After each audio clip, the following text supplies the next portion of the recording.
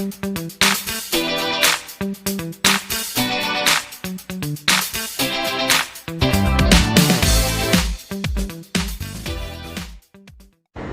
semuanya, Assalamualaikum warahmatullahi wabarakatuh. Kembali lagi di channel YouTube aku, Yola Junita. Nah, kali ini aku mau bahas mengenai coronavirus yang biasa dikenal dengan COVID-19. Nah, tentu saja kalian tidak asing lagi dengan kata COVID-19 ini, karena di seluruh dunia masih marak-maraknya dengan wabah coronavirus itu sendiri ya. Nah, terutama di Indonesia itu sendiri masih banyaknya dan terjadi peningkatan terhadap penyakit virus corona itu sendiri. Nah, menurut jurnal yang sudah saya baca yaitu Nature Public Health Emergency Collection, di mana banyak terjadinya jumlah kasus yang meningkat di beberapa negara, termasuk di seluruh negara, termasuk di negara Indonesia itu, terutama untuk di negara kita sendiri ya. Nah, di mana saya akan membahas mengenai data dari COVID-19 itu sendiri. Nah, data dari Indonesia yang sudah saya ambil dari Satgas Penanganan COVID-19 itu sendiri ialah terjadinya peningkatan yang sebelumnya saya lihat dari tanggal 27 itu sekarang terjadinya peningkatan yaitu ke tanggal 28 dengan yang positif yaitu 400.483 orang, sedangkan yang sembuh yaitu 325.793 orang, sedangkan yang meninggal yaitu 13.612 orang. Nah, di sini tentu saja kita harus perlu khawatir terhadap COVID-19 itu sendiri. Bahkan dia bisa menyebabkan coronavirus ini menyebar begitu cepat.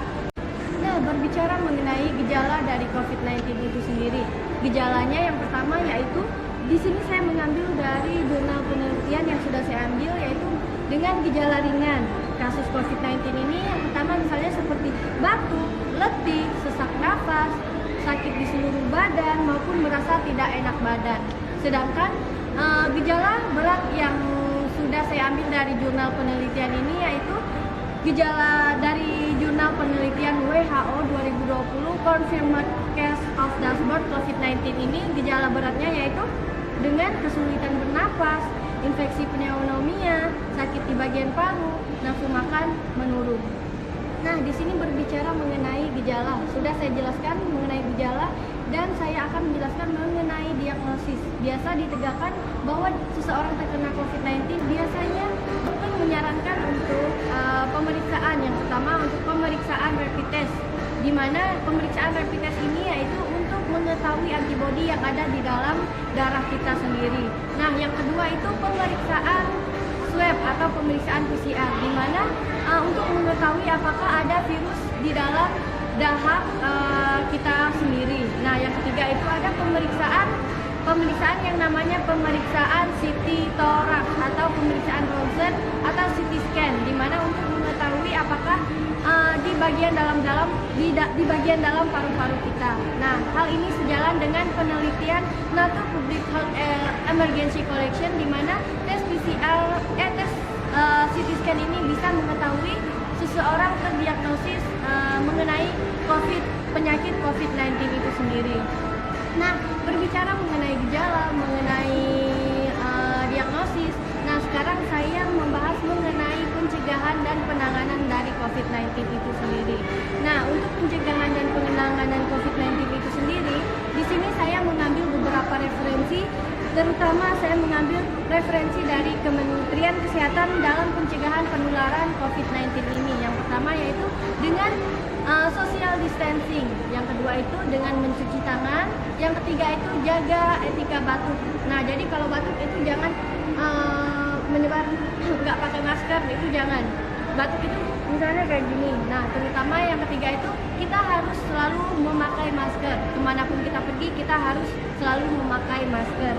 Nah, selanjutnya yaitu kita harus hindari keramaian. Nah, kita harus menghindari keramaian supaya kita meminimalisir terjadinya penularan COVID-19 itu sendiri. Nah, sejalan dengan hal jurnal yang sudah saya baca, sama dengan dari Kementerian Kesehatan dari Indonesia itu sendiri, jurnal tersebut mengatakan bahwa dengan mencuci tangan dan menjaga jarak social distancing dengan memakai masker, dengan kita mencuci tangan yang bersih, dengan menggunakan hand sanitizer atau menggunakan air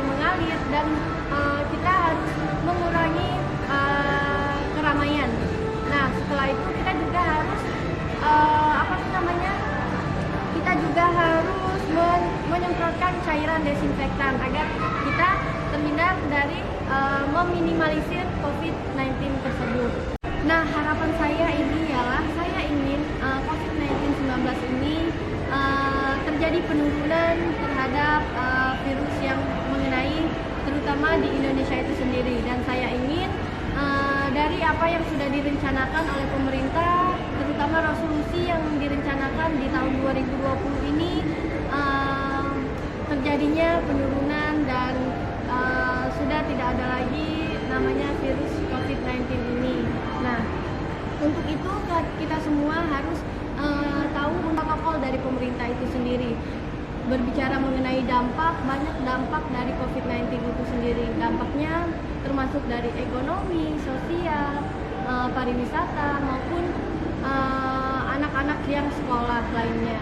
Nah, untuk itu kita harus menjaga, mengikuti protokol atau program pemerintah untuk meminimalisir dan menurunkan terjadinya angka penyakit COVID-19 itu sendiri. Saya harap semoga kita di sini sehat selalu dan dijauhkan dari segala penyakit termasuk penyakit COVID-19 ini sendiri. Ikuti selalu protokol pemerintah dan semoga sehat selalu. Wassalamualaikum warahmatullahi wabarakatuh.